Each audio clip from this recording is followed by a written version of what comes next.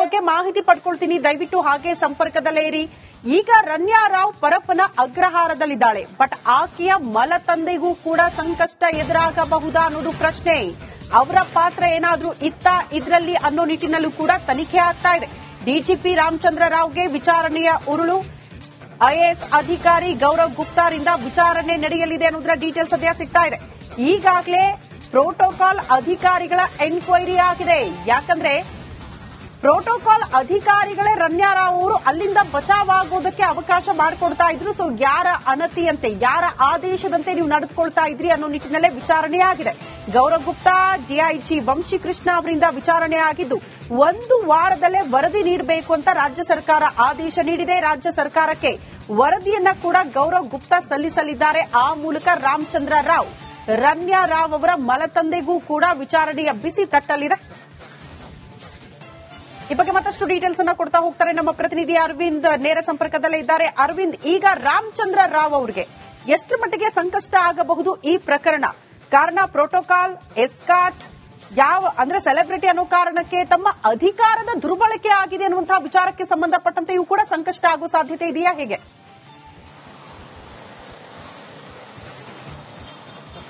ಖಂಡಿತ ಶ್ರುತಿ, ಈ ಒಂದು ಗೋಲ್ಡ್ ಸ್ಮಗ್ಲಿಂಗ್ ಕೇಸ್ನಲ್ಲಿ ರನ್ಯಾ ಹಲವು ಬಾರಿ ವಿದೇಶಿ ಪ್ರಯಾಣವನ್ನು ಮಾಡಿರ್ತಾರೆ. ಸುಮಾರು 27ಕ್ಕೂ ಅಧಿಕ ಬಾರಿಯಲ್ಲಿ ಆಕೆ ವಿದೇಶಕ್ಕೆ ಅಂದ್ರೆ ದುಬೈ ಟೂರ್ ಆಗಿರ್ಬೋದು, ಇನ್ನಿತರ ದೇಶಗಳಿಗೆ ಆಕೆ ಹೋಗಿರ್ತಾರೆ.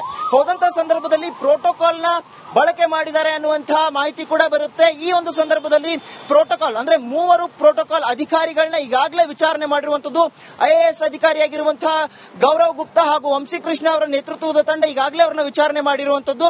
ವಿಚಾರಣೆ ಮಾಡಿ ಕೆಲವು ಮಾಹಿತಿಗಳನ್ನ ಅವರು ಕಲೆ ಹಾಕಿರುವಂತದ್ದು. ಅಂದ್ರೆ ಬಸವರಾಜ್ ಅವರ ಅಂದ್ರೆ ಏನ್ ಪ್ರೋಟೋಕಾಲ್ ಅಧಿಕಾರಿ ಇರ್ತಾರೆ, ಆ ಒಂದು ಸಿಬ್ಬಂದಿಗೆ ಯಾವ್ಯಾವ ಕರೆಗಳು ಬಂದಿದ್ವು ಆ ಒಂದು ಹಂತದಲ್ಲಿ, ಅಂದ್ರೆ ರನ್ಯಾಳ ಒಂದು ಬಂಧನ ಏನಾಗುತ್ತೆ, ಬಂಧನ ಆದಂತಹ ಸಂದರ್ಭದಲ್ಲಿ ಕೆಲವು ಕರೆಗಳು ಕೂಡ ಬಂದಿದ್ದಾವೆ ಅನ್ನುವಂತಹ ಮಾಹಿತಿ ಬರುತ್ತೆ.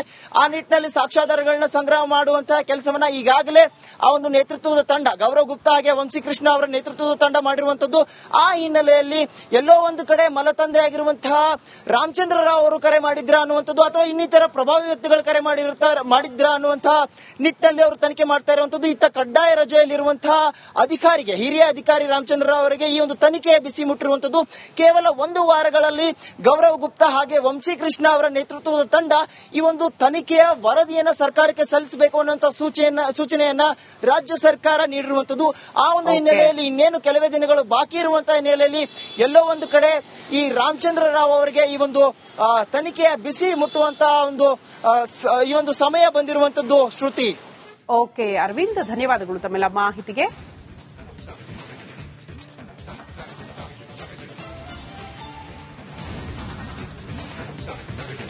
ಆ ಬಗ್ಗೆ ಮಾಹಿತಿ ಪಡ್ಕೊಳ್ತೀನಿ, ದಯವಿಟ್ಟು ಹಾಗೆ ಸಂಪರ್ಕದಲ್ಲೇ ಇರಿ. ಈಗ ರನ್ಯಾ ರಾವ್ ಪರಪ್ಪನ ಅಗ್ರಹಾರದಲ್ಲಿದ್ದಾಳೆ, ಬಟ್ ಆಕೆಯ ಮಲತಂದೆಗೂ ಕೂಡ ಸಂಕಷ್ಟ ಎದುರಾಗಬಹುದಾ ಅನ್ನೋದು ಪ್ರಶ್ನೆ. ಅವರ ಪಾತ್ರ ಏನಾದ್ರೂ ಇದ್ರಲ್ಲಿ ಅನ್ನೋ ನಿಟ್ಟಿನಲ್ಲೂ ಕೂಡ ತನಿಖೆ ಆಗ್ತಾ ಇದೆ. ಡಿಜಿಪಿ ರಾಮಚಂದ್ರ ರಾವ್ಗೆ ವಿಚಾರಣೆಯ ಉರುಳು. ಐಎಎಸ್ ಅಧಿಕಾರಿ ಗೌರವ್ ಗುಪ್ತಾರಿಂದ ವಿಚಾರಣೆ ನಡೆಯಲಿದೆ ಅನ್ನೋದರ ಡೀಟೇಲ್ಸ್ ಸದ್ಯ ಸಿಗ್ತಾ ಇದೆ. ಈಗಾಗಲೇ ಪ್ರೋಟೋಕಾಲ್ ಅಧಿಕಾರಿಗಳ ಎನ್ಕ್ವೈರಿ ಆಗಿದೆ.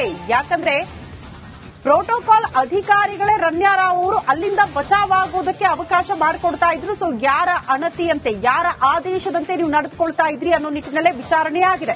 ಗೌರವ್ ಗುಪ್ತಾ, ಡಿಐಜಿ ವಂಶಿಕೃಷ್ಣ ಅವರಿಂದ ವಿಚಾರಣೆ ಆಗಿದ್ದು 1 ವಾರದಲ್ಲೇ ವರದಿ ನೀಡಬೇಕು ಅಂತ ರಾಜ್ಯ ಸರ್ಕಾರ ಆದೇಶ ನೀಡಿದೆ. ರಾಜ್ಯ ಸರ್ಕಾರಕ್ಕೆ ವರದಿಯನ್ನ ಕೂಡ ಗೌರವ್ ಗುಪ್ತಾ ಸಲ್ಲಿಸಲಿದ್ದಾರೆ. ಆ ಮೂಲಕ ರಾಮಚಂದ್ರ ರಾವ್, ರನ್ಯಾ ರಾವ್ ಅವರ ಮಲತಂದೆಗೂ ಕೂಡ ವಿಚಾರಣೆಯ ಬಿಸಿ ತಟ್ಟಲಿದೆ.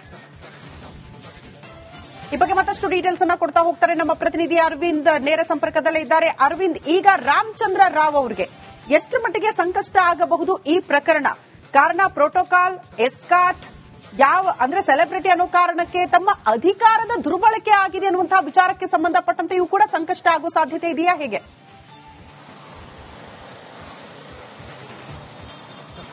ಖಂಡಿತ ಶ್ರುತಿ, ಈ ಒಂದು ಗೋಲ್ಡ್ ಸ್ಮಗ್ಲಿಂಗ್ ಕೇಸ್ನಲ್ಲಿ ರನ್ಯಾ ಹಲವು ಬಾರಿ ವಿದೇಶಿ ಪ್ರಯಾಣವನ್ನು ಮಾಡಿರ್ತಾರೆ. ಸುಮಾರು 27ಕ್ಕೂ ಅಧಿಕ ಬಾರಿಯಲ್ಲಿ ಆಕೆ ವಿದೇಶಕ್ಕೆ ಅಂದ್ರೆ ದುಬೈ ಟೂರ್ ಆಗಿರ್ಬೋದು, ಇನ್ನಿತರ ದೇಶಗಳಿಗೆ ಆಕೆ ಹೋಗಿರ್ತಾರೆ. ಹೋದಂತಹ ಸಂದರ್ಭದಲ್ಲಿ ಪ್ರೋಟೋಕಾಲ್ ನ ಬಳಕೆ ಮಾಡಿದ್ದಾರೆ ಅನ್ನುವಂತಹ ಮಾಹಿತಿ ಕೂಡ ಬರುತ್ತೆ. ಈ ಒಂದು ಸಂದರ್ಭದಲ್ಲಿ ಪ್ರೋಟೋಕಾಲ್ ಅಂದ್ರೆ 3 ಪ್ರೋಟೋಕಾಲ್ ಅಧಿಕಾರಿಗಳನ್ನ ಈಗಾಗಲೇ ವಿಚಾರಣೆ ಮಾಡಿರುವಂತದ್ದು. ಐಎಎಸ್ ಅಧಿಕಾರಿಯಾಗಿರುವಂತಹ ಗೌರವ್ ಗುಪ್ತಾ ಹಾಗೂ ವಂಶಿಕೃಷ್ಣ ಅವರ ನೇತೃತ್ವದ ತಂಡ ಈಗಾಗಲೇ ಅವರನ್ನ ವಿಚಾರಣೆ ಮಾಡಿರುವಂತದ್ದು. ವಿಚಾರಣೆ ಮಾಡಿ ಕೆಲವು ಮಾಹಿತಿಗಳನ್ನ ಅವರು ಕಲೆ ಹಾಕಿರುವಂತದ್ದು. ಅಂದ್ರೆ ಬಸವರಾಜ್ ಅವರ ಅಂದ್ರೆ ಏನ್ ಪ್ರೋಟೋಕಾಲ್ ಅಧಿಕಾರಿ ಇರ್ತಾರೆ ಆ ಒಂದು ಸಿಬ್ಬಂದಿಗೆ ಯಾವ್ಯಾವ ಕರೆಗಳು ಬಂದಿದ್ವು ಆ ಒಂದು ಹಂತದಲ್ಲಿ, ಅಂದ್ರೆ ರನ್ಯಾಳ ಒಂದು ಬಂಧನ ಏನಾಗುತ್ತೆ, ಬಂಧನ ಆದಂತಹ ಸಂದರ್ಭದಲ್ಲಿ ಕೆಲವು ಕರೆಗಳು ಕೂಡ ಬಂದಿದ್ದಾವೆ ಅನ್ನುವಂತಹ ಮಾಹಿತಿ ಬರುತ್ತೆ. ಆ ನಿಟ್ಟಿನಲ್ಲಿ ಸಾಕ್ಷ್ಯಾಧಾರಗಳನ್ನ ಸಂಗ್ರಹ ಮಾಡುವಂತಹ ಕೆಲಸವನ್ನ ಈಗಾಗಲೇ ಆ ಒಂದು ನೇತೃತ್ವದ ತಂಡ, ಗೌರವ್ ಗುಪ್ತಾ ಹಾಗೆ ವಂಶೀಕೃಷ್ಣ ಅವರ ನೇತೃತ್ವದ ತಂಡ ಮಾಡಿರುವಂತದ್ದು. ಆ ಹಿನ್ನೆಲೆಯಲ್ಲಿ ಎಲ್ಲೋ ಒಂದು ಕಡೆ ಮಲತಂದೆ ಆಗಿರುವಂತಹ ರಾಮಚಂದ್ರ ರಾವ್ ಅವರು ಕರೆ ಮಾಡಿದ್ರ ಅನ್ನುವಂಥದ್ದು ಅಥವಾ ಇನ್ನಿತರ ಪ್ರಭಾವಿ ವ್ಯಕ್ತಿಗಳು ಕರೆ ಮಾಡಿದ್ರ ಅನ್ನುವಂತಹ ನಿಟ್ಟಿನಲ್ಲಿ ಅವರು ತನಿಖೆ ಮಾಡ್ತಾ ಇರುವಂತದ್ದು. ಇತ್ತ ಕಡ್ಡಾಯ ರಜೆಯಲ್ಲಿರುವಂತಹ ಅಧಿಕಾರಿಗೆ, ಹಿರಿಯ ಅಧಿಕಾರಿ ರಾಮಚಂದ್ರ ರಾವ್ ಅವರಿಗೆ ಈ ಒಂದು ತನಿಖೆಯ ಬಿಸಿ ಮುಟ್ಟಿರುವಂತದ್ದು. ಕೇವಲ 1 ವಾರಗಳಲ್ಲಿ ಗೌರವ್ ಗುಪ್ತಾ ಹಾಗೆ ವಂಶೀಕೃಷ್ಣ ಅವರ ನೇತೃತ್ವದ ತಂಡ ಈ ಒಂದು ತನಿಖೆಯ ವರದಿಯನ್ನ ಸರ್ಕಾರಕ್ಕೆ ಸಲ್ಲಿಸಬೇಕು ಅನ್ನುವಂತಹ ಸೂಚನೆಯನ್ನ ರಾಜ್ಯ ಸರ್ಕಾರ ನೀಡಿರುವಂತದ್ದು. ಆ ಒಂದು ಹಿನ್ನೆಲೆಯಲ್ಲಿ ಇನ್ನೇನು ಕೆಲವೇ ದಿನಗಳು ಬಾಕಿ ಇರುವಂತಹ ಹಿನ್ನೆಲೆಯಲ್ಲಿ ಎಲ್ಲೋ ಒಂದು ಕಡೆ ಈ ರಾಮಚಂದ್ರ ರಾವ್ ಅವರಿಗೆ ಈ ಒಂದು ತನಿಖೆಯ ಬಿಸಿ ಮುಟ್ಟುವಂತಹ ಈ ಒಂದು ಸಮಯ ಬಂದಿರುವಂತದ್ದು. ಶ್ರುತಿ. ಓಕೆ ಅರವಿಂದ್, ಧನ್ಯವಾದಗಳು ತಮ್ಮೆಲ್ಲ ಮಾಹಿತಿಗೆ.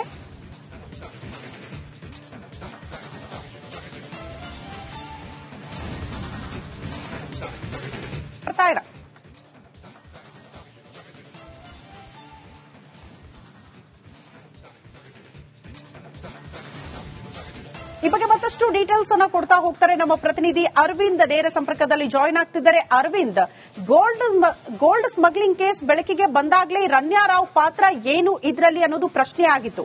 ಈಕೆನೇ ರುವಾರಿನ ಅಥವಾ ಜಸ್ಟ್ ಡೆಲಿವರಿ ಗರ್ಲ್ ಆಗಿ ಈಕೆ ಕೆಲಸ ಮಾಡ್ತಾ ಇದ್ಲಾ, ಯಾರ ಅಣತಿಯಂತೆ ಮಾಡ್ತಾ ಇದ್ಲು ಅನ್ನೋದು ಪ್ರಶ್ನೆ ಆಗಿತ್ತು. ಈಗ ತನಿಖೆಯ ಸಂದರ್ಭದಲ್ಲಿ ಬೆಳಕಿಗೆ ಬಂದಿರುವಂತಹ ವಿಚಾರಗಳು ಏನು, ಎಕ್ಸಾಕ್ಟ್ಲಿ ಈಕೆ ಪಾತ್ರ ಏನಾಗಿತ್ತು ಇದರಲ್ಲಿ?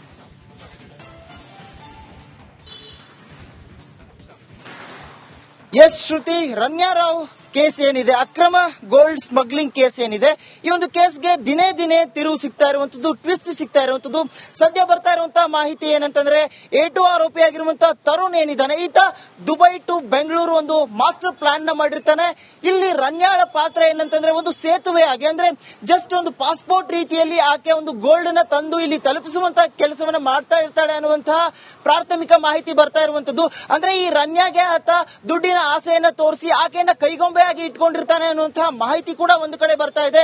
ರನ್ಯಾಳಿಗೆ ಯಾವುದೇ ರೀತಿಯಾದಂತಹ ಸಿಂಡಿಕೇಟ್ ನ ವ್ಯಕ್ತಿಗಳಾಗಿರ್ಬೋದು, ಇನ್ನುಳಿದವರಾಗಿರ್ಬೋದು, ಆ ಬಗೆಗೆ ಆಕೆಗೆ ಲಿಂಕ್ ನ ತಂದುಕೊಡದೆ ಆತನೇ ಕೇವಲ ಒಂದು ದುಬೈದಿಂದ ಇಂತಹ ವ್ಯಕ್ತಿ ನಿನಗೆ ಗೋಲ್ಡ್ ನೇ ಕೊಡ್ತಾರೆ, ಅಲ್ಲಿಂದ ನೀನು ಈ ರೀತಿಯಾಗಿ ತಂದು ಇದನ್ನ ಈ ಒಂದು ಸ್ಥಳದಲ್ಲಿ ಇಡಬೇಕು ಅನ್ನುವಂತಹ ಮಾಹಿತಿಯನ್ನ ಆತ ಹೇಳ್ತಿದ್ದ ಅನ್ನುವಂಥದ್ದನ್ನ ರನ್ಯಾ ಕೂಡ ಹೇಳಿಕೆಯಲ್ಲಿ ಹೇಳಿರುವಂತದ್ದು. ಸದ್ಯ DRI ಅಧಿಕಾರಿಗಳ ಮುಂದೆ ತರುಣ್ ರಾಜ್ ಕೂಡ ಈ ಒಂದು ಹೇಳಿಕೆಯನ್ನ ಹೇಳಿರುವಂತದ್ದು. ಸದ್ಯ ಈ ಒಂದು ದಾಖಲೆಗಳು ಅಂದ್ರೆ ವಿಚಾರಣೆ ಸಂದರ್ಭದಲ್ಲಿ ಈ ಒಂದು ಮಾಹಿತಿಗಳು ಹೊರ ಬರ್ತಾ ಇರೋದು.